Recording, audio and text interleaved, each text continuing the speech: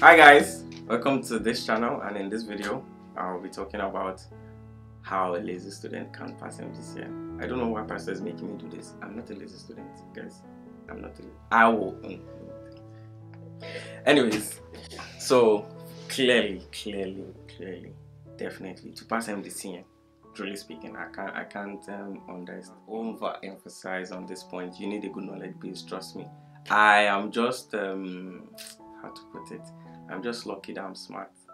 I'm sorry, I know it's not fair, but yes, I have a good knowledge base. But the truth of the matter is, the key to passing Mdcn is actually in the tutorials.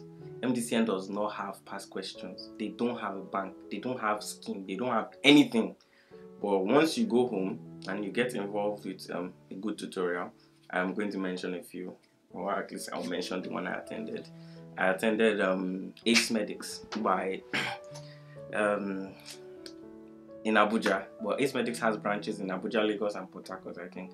There are other tutorials you can attend. You can ask your friends, your seniors, which ones that passed, which ones they attended. And I even know of some people who didn't attend any tutorials at all, and they still did well. But personally, from my background, the soft life background, you need tutorial. So when you attend your tutorial, take it seriously, read around the topics. Basically, you feel like you're reading everything, but just do it. And then, of course, prayer. You need to pray, you need to prepare well.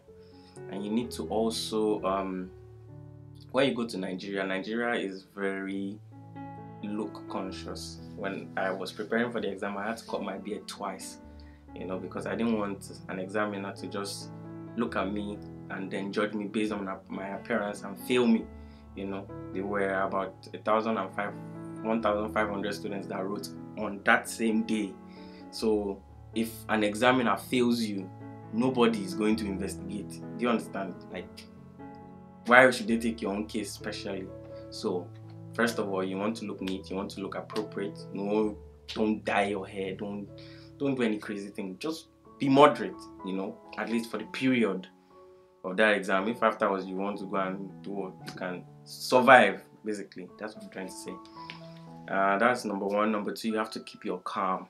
It's a very intimidating exam, and it's divided into two parts, the OSCE and the objectives. Now the objectives consist of 300 questions, 50 picture tests, and 250 objectives.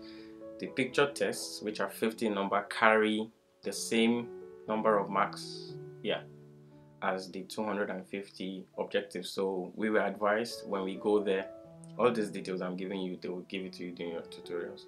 So we're advised when you enter the exam or when you get your computer, you start with the picture tests and then you move on to the objectives. So that's for the part one. For the OSCE, which is consists of 10 stations, this is where they test your practical skills, of course. And then so this is where the tutorial comes in. This is where the tutorial is very helpful. So it's going from station to station, basically. So you attend your tutorials, make sure you have a good base, pray. Honestly, that was my testimony. Were you scared going back to take the exams? I was bloody scared, very scared. But you know what? I wasn't really scared. I'll tell you why. Before I left Ukraine, I had put in for a master's program because I didn't want to go to Nigeria. Nigeria was not in my plans. But my father convinced me. He said, "Just come home, just come and write it." He didn't put any pressure on me. Kudos to you, Papa. He said, just come home, write the exam, know what it looks like, know what it feels like. If you don't pass, you can go back and continue your master's program. So there was no pressure. So I wasn't really afraid, and I was also coming with the intent to fail. The exam was November 25th. I landed in Nigeria November 6th, and with the intention to fail. But when I reached the tutorial class, when I went for the tutorials in person, and I heard people saw the preparation of other people, my friends, I was like, oh no, I can't fail. So I got myself together, I did what I could. I had a very good study group. Yes, that's another secret, study group. We made a plan to cover almost all the topics, the high yield topics, in 2 weeks across all four major departments: pediatrics, O&G, medicine, surgery. And we did that, and after that, yes, so I was scared going for the exam, but because there was no real pressure, my father didn't give me any pressure. I also didn't pressure myself, but I really wanted to pass the exam, and I was happy I was doing it with my friends, which also helps. When you're doing the exam with your friends, you have a community support group. Yes, so I was scared, but it's better to do with your friends. So if you graduate, please make sure you do with your friends. Don't wait till June, or please attempt the exam in November.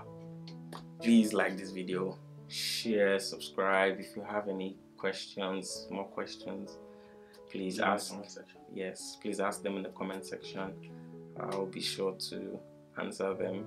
And then I'm going to hand it over to my senior colleague.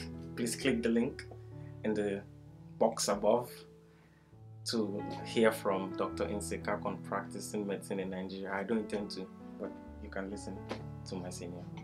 Thank you very much. So thank you very much. That was a short video on how a lazy student can pass the Mdcn.